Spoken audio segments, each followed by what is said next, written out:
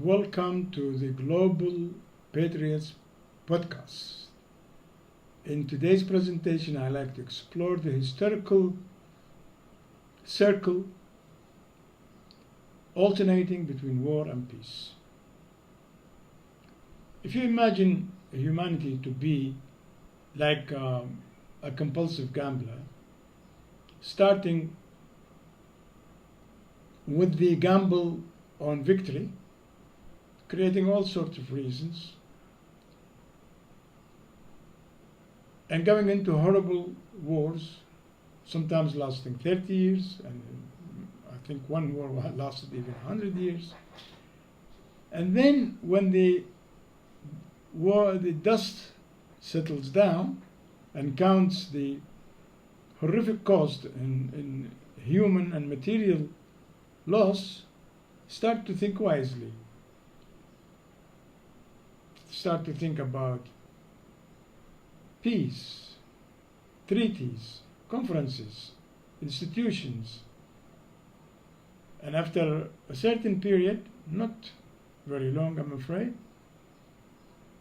this compulsive gambler goes back into his horrible addiction, inventing all futile, stupid reasons and start wars.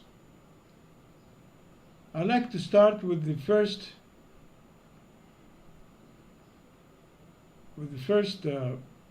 instance where this happened. It was in 1648 with the Peace of Westphalia, after 30 years of horrible religious wars.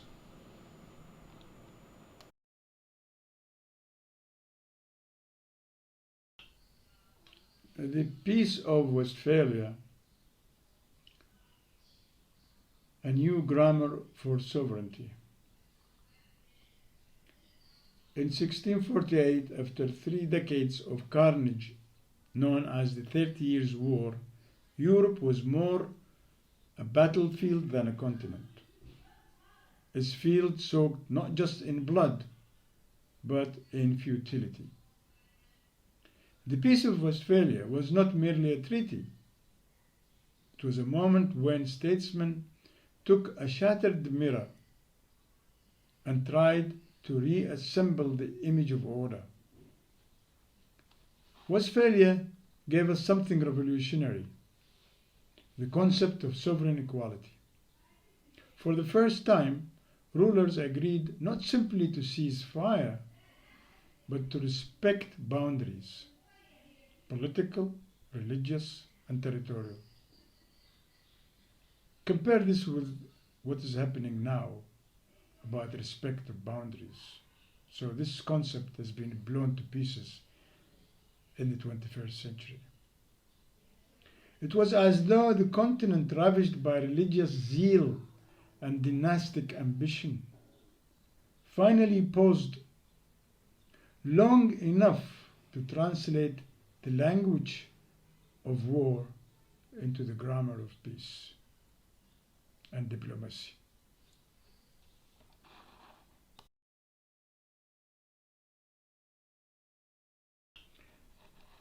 In 1815, the Congress of Vienna.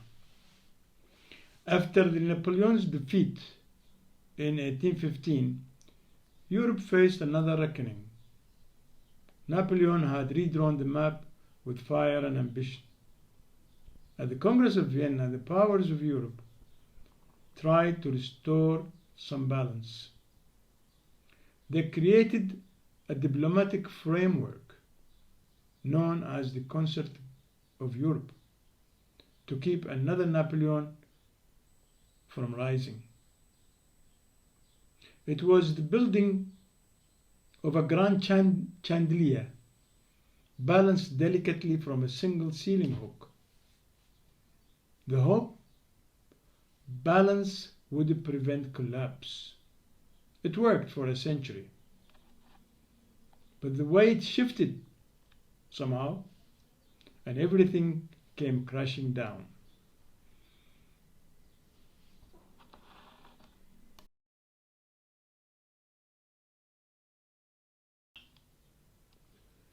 "1919, The League of Nations.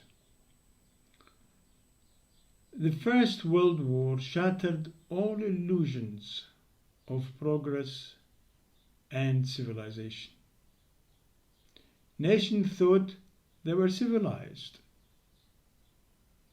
until they saw the trenches, disease, gas, and the industrial scale slaughter. In response, the League of Nations was born in 1919, the first attempt at creating a global institution to preserve peace. It was an idealistic blueprint from the start, but it lacked one thing: strength and enforceability. As it insisted on unanimity, like today in the United Nations, unanimity is the first and most important drawback of such an institution. It was like a referee on a battlefield with no whistle, no authority, and no backup.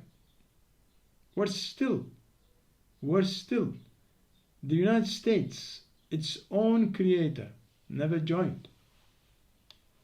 The League asked nations to talk, but when war knocked again, no one answered.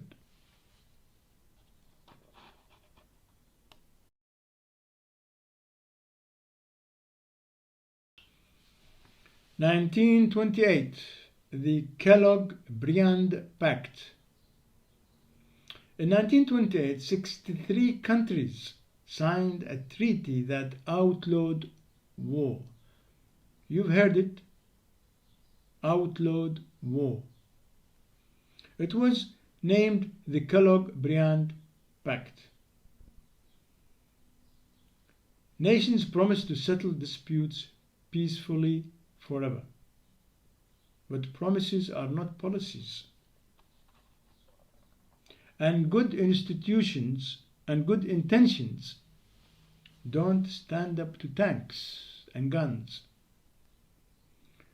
It was like banning a thunderstorm with a strongly worded letter thrown to the sky.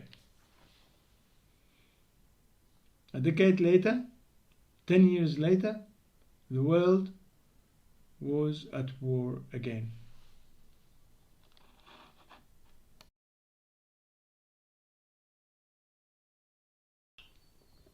In 1945, the good old United Nations. The Second World War was a devastation on a scale the world has never imagined. Entire cities vanished, millions died, the atomic bomb. In 1945, the United Nations was founded, a stronger, more structured institution than the League of Nations had been. It had peacekeepers, agencies, Security Council, and it brought all nations under one roof. A talking shop, some people called it. But even this roof had holes. The 5 permanent members of the Security Council, the victors in the Second World War, had the veto power, which paralyzed any action that the Security Council proposed to take. One objection, and the whole system comes to a halt.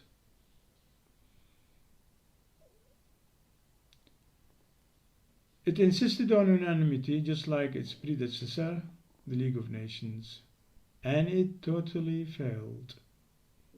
Totally failed.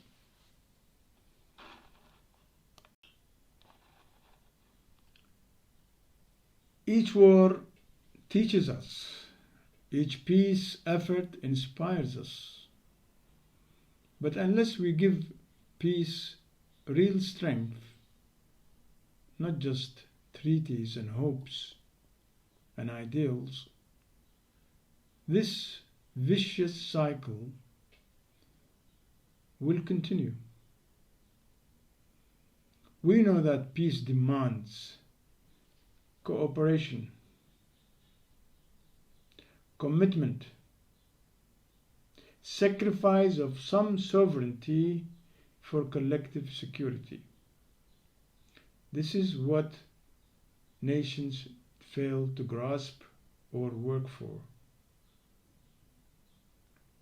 But we hesitate always, and the cycle keeps repeating.